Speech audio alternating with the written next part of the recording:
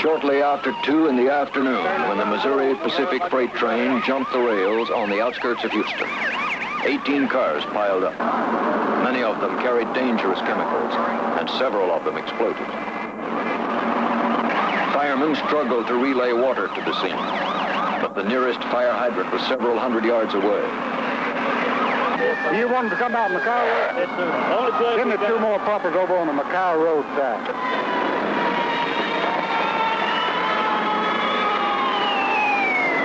Fire officials feared another explosion and ordered all the houses in the area evacuated. Fireman Andy Nelson was on a ladder trying to keep another tank from exploding. Fire Chief Jim Honey was unable to find out what was in the burning car. Keep your water then. Here, you can shoot as much as you can. Let the fire burn. That's right.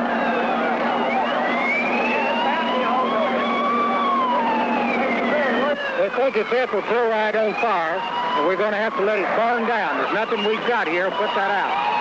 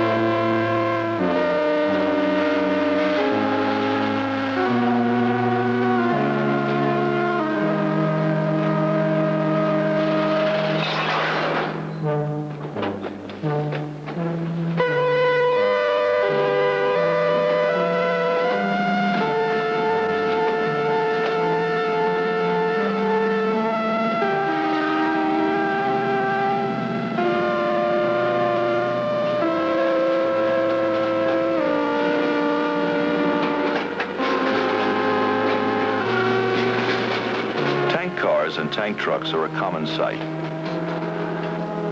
Each day, millions of gallons of cargo are transported in tank containers. Some carry milk, others carry chemicals, many carry fuels.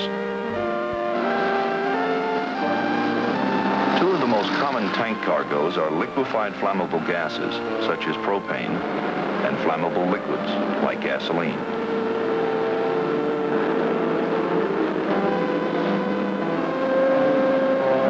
Almost every community has tanks containing flammable liquids and gases traveling its roads and railways daily. These materials are transported from producing plants to storage and distribution centers and are again moved to points of use and resale. Tank containers have grown larger as fuel consumption has increased. Tank trucks carrying as many as 10,000 gallons and jumbo railway tank cars carrying upwards of 30,000 gallons are now common. Both gasoline and propane are transported in a liquid state. Under normal atmospheric pressure, propane is a gas, but for economy of movement and storage, it's liquefied, reducing its volume 270 times. To keep propane as a liquid, pressure must be maintained, requiring tanks of greater strength than those used for gasoline. To allow for liquid expansion in case of heating, tanks are never completely filled. Above the liquid level, a space is left, which remains full of vapor. At the top of all tanks are relief devices designed to limit internal pressure. On tank cars, these take the form of relief valves contained in domes, which also house fittings used in transfer operations. On tank trucks, relief devices are also located on top, but loading and unloading is most often accomplished from below. Standards for tank design, marking, and placarding as well as standards for the transportation of hazardous materials, are regulated by state and federal agencies. Under normal circumstances, the transportation of liquefied flammable gases is quite safe. But an accident can lead to a special type of explosion, known as a BLEVE, a boiling, liquid, expanding vapor explosion.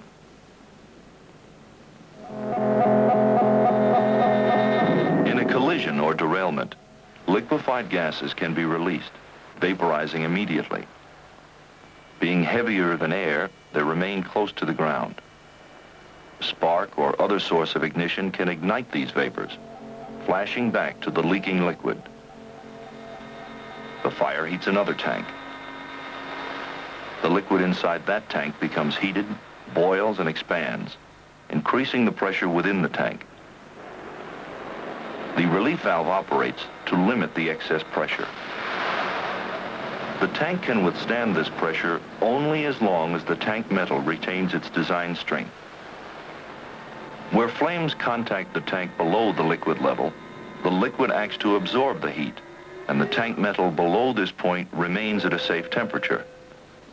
With continued relief valve operation, the liquid level drops, exposing greater areas of metal to the effects of heating.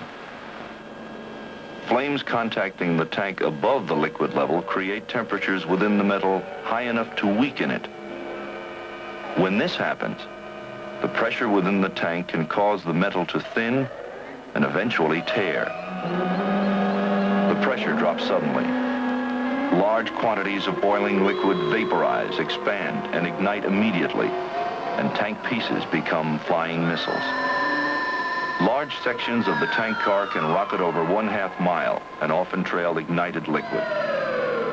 The ground flash covers an area hundreds of feet in diameter. The blast wave has tremendous force, enough to break windows several miles away. The fireball rises on a thermal column, radiating heat severe enough to cause burns for distances up to 1,000 feet beyond the fireball. This all happens swiftly and without warning.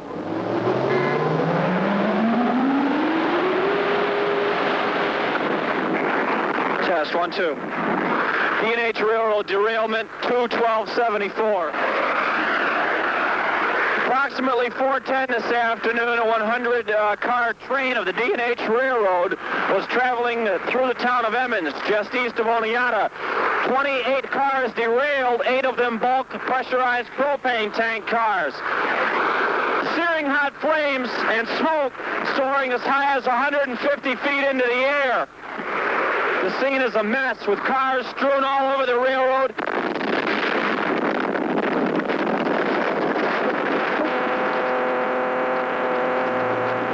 How many firefighters have ever seen a fireball hundreds of feet in diameter? How many have ever seen a 12-ton section of tank car rocket through the air trailing burning fuel? The traditional fire department approach is to attack and extinguish all fires. Because of the serious nature of BLEVEs, it is recommended that fire departments reevaluate their approach to these transportation accidents.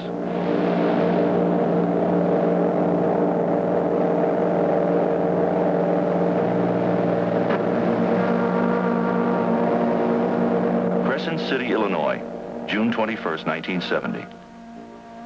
At 6:30 in the morning, 15 cars of a daily freight train derailed. 9 tank cars were involved. The resulting fire immediately ignited nearby buildings. Firefighters were at first unable to determine the exact contents of the tank cars. Loss of electrical power to pumps made water unavailable to firefighters.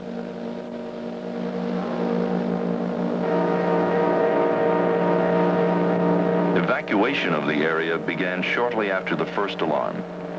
When it was determined that the tanks contained propane, firefighters too moved to safer positions. 63 minutes after derailment, a tank BLEVE'd. About 2 hours later, a second tank BLEVE'd. And 5 minutes after that, a third.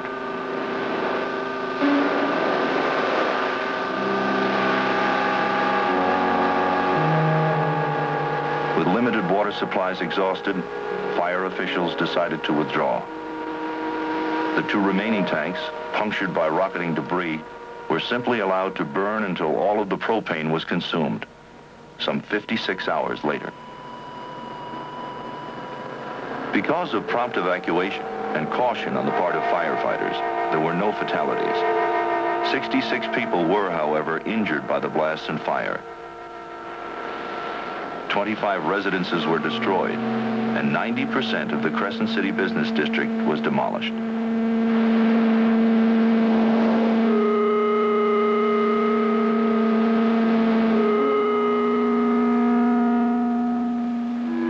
Kingman, Arizona, July 5th, 1973.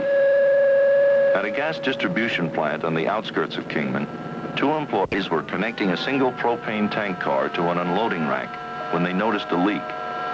During their attempt to stop the leak, a fire ensued. Upon arrival, firefighters found flames contacting the upper area of the tank and had no way of knowing how long the tank had been exposed. The nearest fire hydrant was about 1,200 feet away. About 10 minutes after firefighters arrived, the tank car blevied.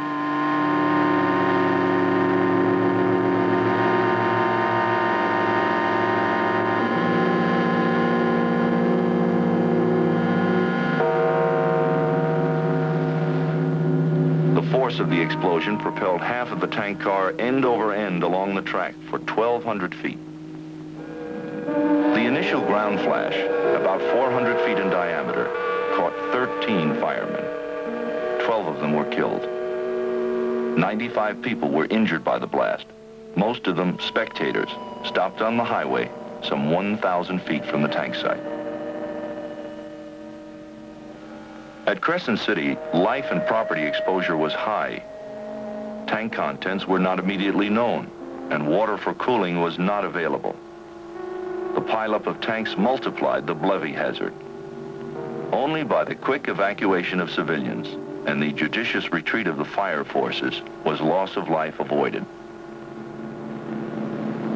At Kingman, the threat to life and property in the immediate area was minimal. The contents of the tank were known, but water was not readily available.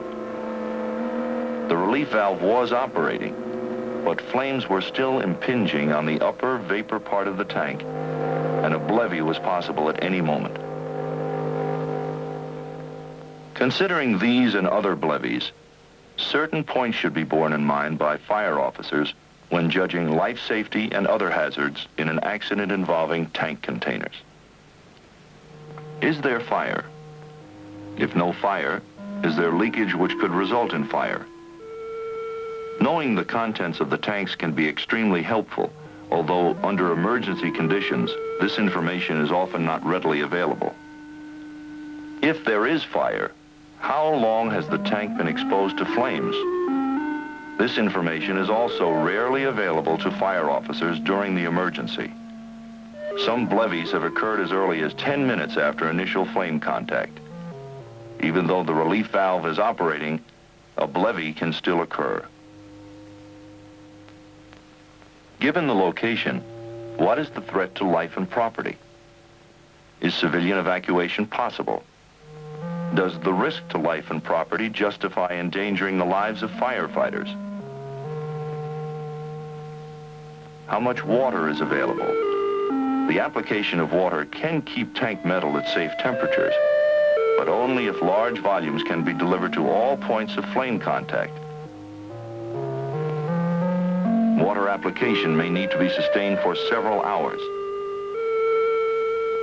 Fire officers are advised to assess carefully the danger to emergency personnel before making a commitment to fighting a fire involving serious BLEVE hazards.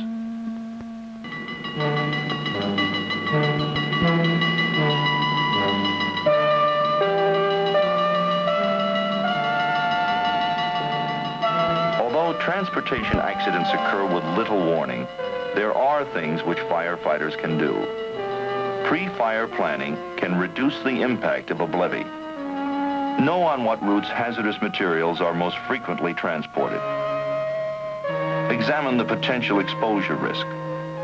Evaluate firefighting resources. While many of the dangers of transporting hazardous materials cannot be eliminated, they can be minimized through planning.